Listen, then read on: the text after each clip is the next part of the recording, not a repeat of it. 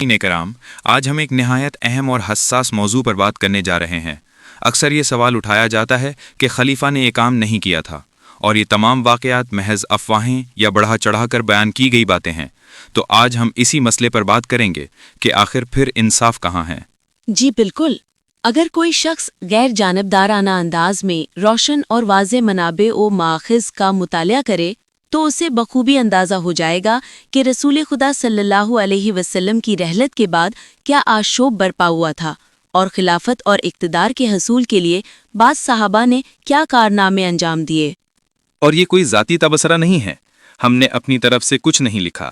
جو کچھ کہا جا رہا ہے وہ صرف اور صرف اہل سنت کی معتبر کتابوں سے نقل کردہ حقائق ہیں۔ یہ بات انصاف پسند اور آزاد اندیش انسانوں کے لیے اتمام الحجت الہیہ ہے۔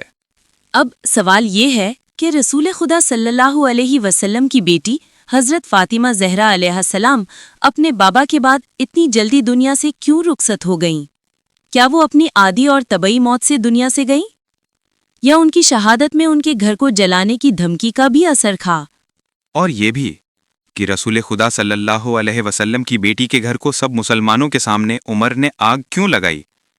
وہ جلتا ہوا دروازہ ان پر کس نے اور کیوں گرایا؟ ان کے بچے کو کس نے سخت کیا؟ اور رسول خدا صلی اللہ علیہ وسلم کی بیٹی کو کس کے حکم پر تازیانے مارے گئے؟ پھر یہ سوال بھی تاریخ کے صفحات سے ابھر کر سامنے آتا ہے کہ بخاری اور مسلم کے مطابق رسول خدا صلی اللہ علیہ وسلم کی بیٹی وفات تک ابو بکر اور عمر سے ناراض رہیں۔ فغاضبت فاطمہ بنت رسول اللہ صلی اللہ علیہ وسلم فہجرت ابا بکرن فلم تزل مہاجرتہ حتی توفیت۔ صحیح بخاری جلد نمبر 2 صفحہ نمبر 504۔ فوجدت فاطمۃ علی ابی بکر فی ذالک فہجرتہ فلم تکلمہ حتی توفیت۔ صحیح بخاری جلد نمبر 3 صفحہ نمبر 252، صحیح مسلم جلد نمبر 4 صفحہ نمبر 30۔ اور یہ بھی تو صحیح بخاری ہی میں لکھا ہے کہ حضرت فاطمہ علیہ السلام کو رات کی تاریکی میں مخفی طور پر دفن کیا گیا اور ابو بکر کو اطلاع تک نہ دی گئی۔ فلما توفیت دفنها زوجها علی لیلا ولم یؤذن بها ابا بکر۔ صحیح بخاری جلد نمبر 3 صفحہ نمبر 252۔ پھر سوال ہے کہ رسول خدا صلی اللہ علیہ وسلم کی ایک لوتی بیٹی کی قبر آج تک مخفی کیوں ہے؟ کیا یہ انصاف ہے کہ امت کے نبی کی بیٹی کا مزار بھی امت سے چھپایا جائے؟ اگر اس وقت علی امر خداوندی کے تابع نہ ہوتے اور خلافت کے لیے تلوار اٹھا لیتے تو آج تاریخ میں علی قاتل فاطمہ کہلاتے اور گھر پر حملہ کرنے والوں کا دامن پاک سمجھا جاتا۔